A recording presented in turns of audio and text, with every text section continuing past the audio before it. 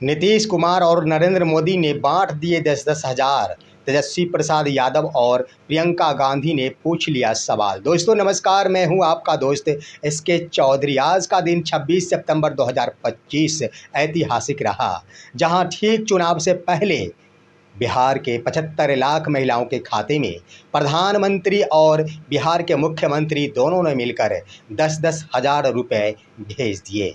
एक तरफ जहां बिहार की महिलाएं खुशियां मना रही है कि हमारे खाते में 10,000 रुपये आ गए हैं, और वहीं पर सरकार, बिहार सरकार हो या फिर देश के प्रधानमंत्री नरेंद्र मोदी हो, उनके इस पॉलिसी पर बिहार के नेता प्रतिपक्ष तेजस्वी प्रसाद यादव के द्वारा सवाल पूछ लिया गया है। तो वहीं महिलाओं के खाते में 10-10 हज़ार रुपये देने के मामले पर अब कांग्रेस राष्ट्रीय महासचिव प्रियंका गांधी के द्वारा प्रधानमंत्री नरेंद्र मोदी को कटघरे में खड़े करते हुए नीतीश कुमार के 20 वर्षों की सत्ता का भी हिसाब किताब मांगना शुरू कर दिया गया है। दोस्तों आइए आज के इस वीडियो में हम विस्तार पूर्वक चर्चा करते हैं कि आखिर नेता प्रतिपक्ष ने जो सवाल किया है 10,000 रुपये दिए जाने के मसले पर, क्या देश के प्रधानमंत्री और बिहार के मुख्यमंत्री उन सवालों का जवाब दे पाएंगे?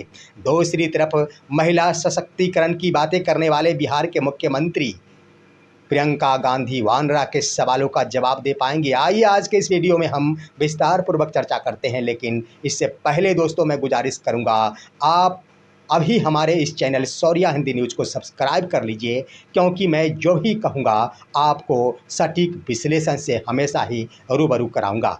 दोस्तों आज तारीख 26 सितंबर 2025 को ऐतिहासिक इसलिए रहा कि चुनावी एजेंडे को लेकर ठीक चुनाव से पहले, आचार संहिता लागू होने से पहले बिहार के 75 लाख महिलाओं के खाते में प्रधानमंत्री और बिहार के मुख्यमंत्री के द्वारा 10-10 हज़ार रुपये भेज दिए गए। बिहार की महिलाओं को साधने का प्रयास किया गया एनडीए डबल इंजन की सरकार के द्वारा, जिस पर सवाल उठा दिया गया है सबसे पहले तेजस्वी प्रसाद यादव के द्वारा। दोस्तों हम बातें करेंगे प्रियंका गांधी को लेकर भी, लेकिन आइए आखिर नेता प्रतिपक्ष ने जो कहना था वह कह दिया, आखिर खुलेआम तो कर दिया।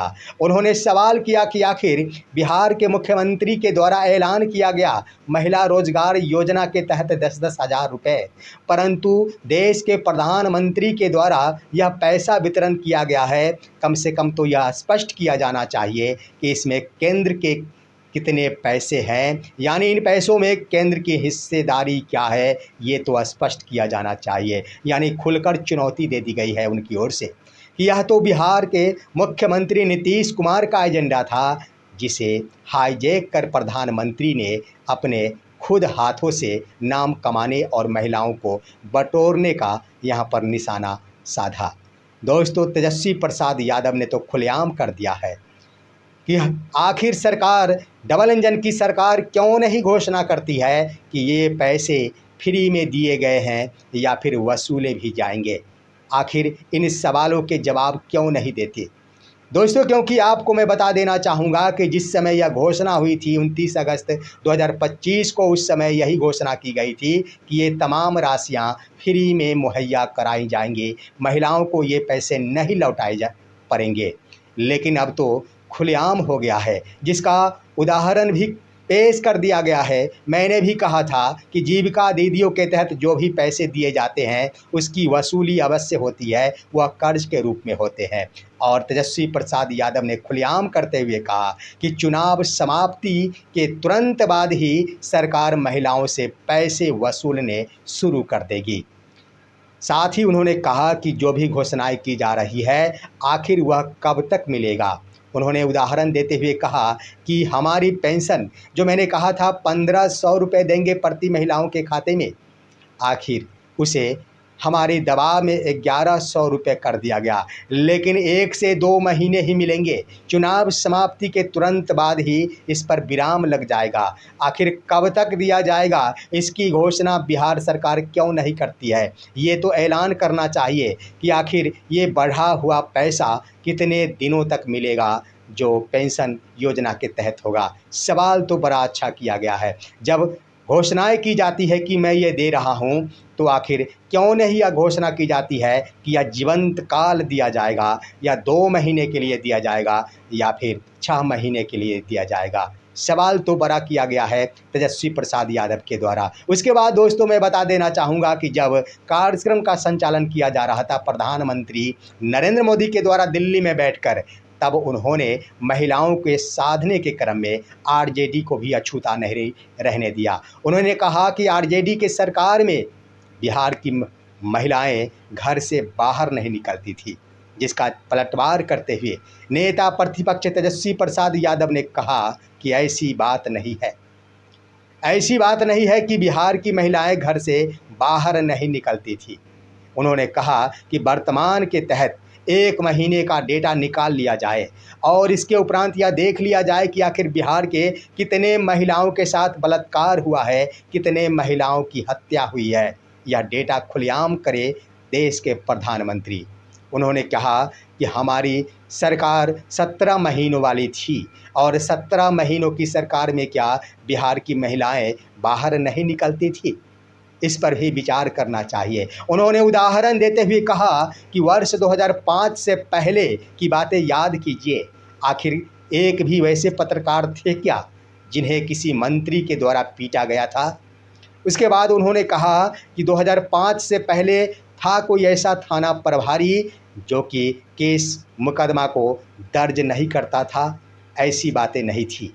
उस वक्त आम जनता की सरकार थी। और फिलहाल देख लिया जाए जो हर दिन हत्याएं हो रही, बलात्कार हो रहे, वहाँ पर इसे सुशासन कहा जाए या फिर इसे जंगल राज कहा जाए, ये तो आम जनता को ही इस पर विचार करना है।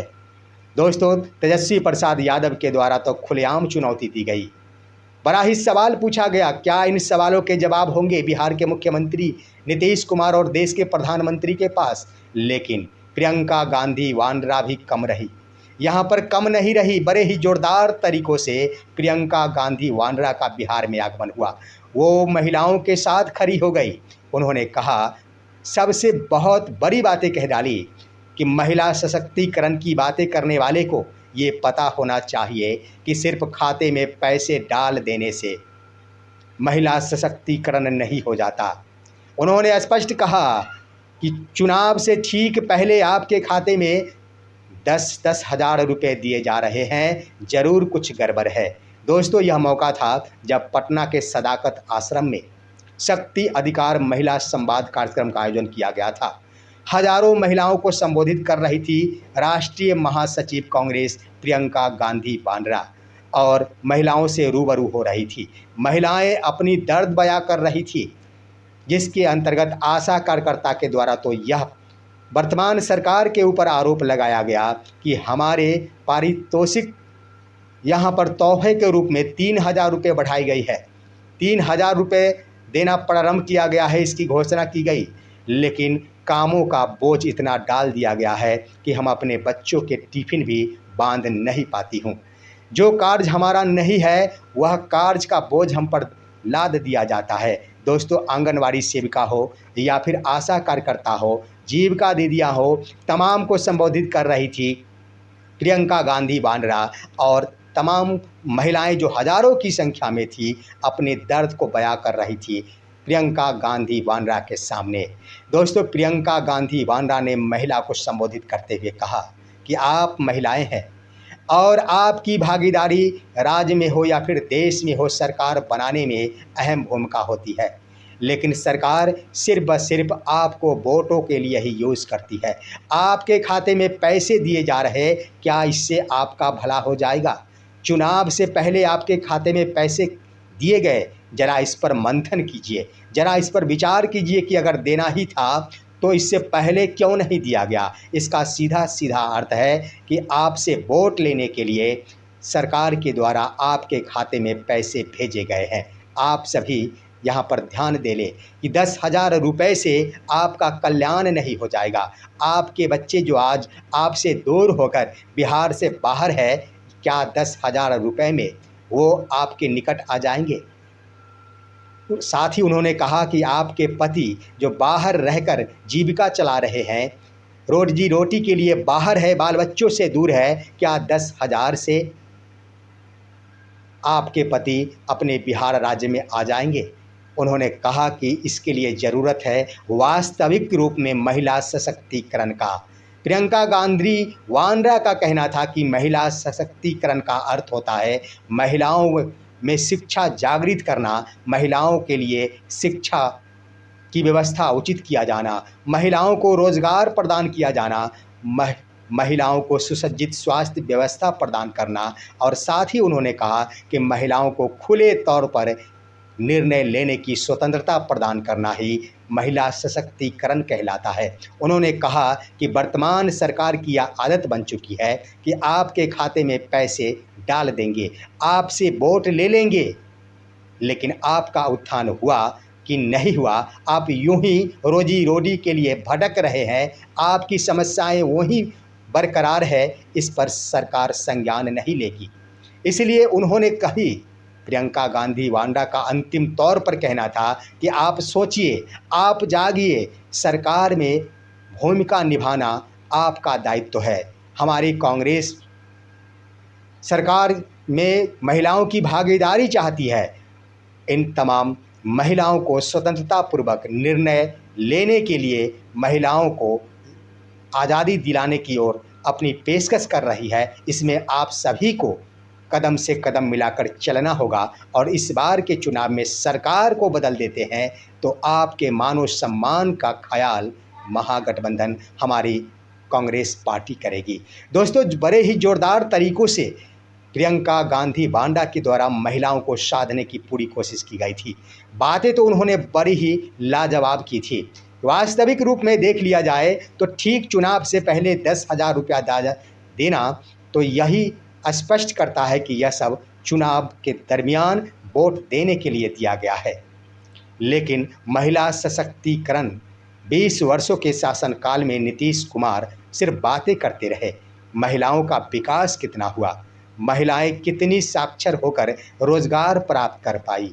महिलाओं के स्वास्थ्य व्यवस्था के लिए कौन सी राह अपनाई गई? इस पर आज तक खुले तौर पर सार्वजनिक मंच से कोई घोषणा नहीं की गई। दोस्तों, सवाल खड़ा हो गया है, जहां एक तरफ एनडीए सरकार के द्वारा महिलाओं को पैसों के बदौलत साधने की कोशिश की जा रही है, वहीं पर प्रियंका गांधी वाड्रा सहित तेजस्वी प्रसाद यादव के द्वारा महिलाओं के आंखें खोलकर उसे साधने की कोशिश की जा रही है। लेकिन ये बात सत्य है कि अगर पैसा दे दिया जाता है तो वह एक पल के लिए होगा, लेकिन महिलाओं की आंखें अगर खुल जाती है तो वह सदा के लिए हो जाएगा। कभी कोई महिलाओं को यूज नहीं सिर्फ वोट के लिए कर सकेगा। दोस्तों, आज का विश्लेषण यहीं तक। आप सभी क्या कहना चाहते हैं महिलाओं के सशक्तिकरण के सरकार के प्रयास के ऊपर? अपनी राय कमेंट के माध्यम से दीजिए। हमारे वीडियो को ज़्यादा से ज़्यादा शेयर कीजिए और अब दीजिए अपने दोस्त को इजाज़त। हम फिर मिलेंगे आपसे अगले वीडियो में, तब तक के लिए नमस्कार।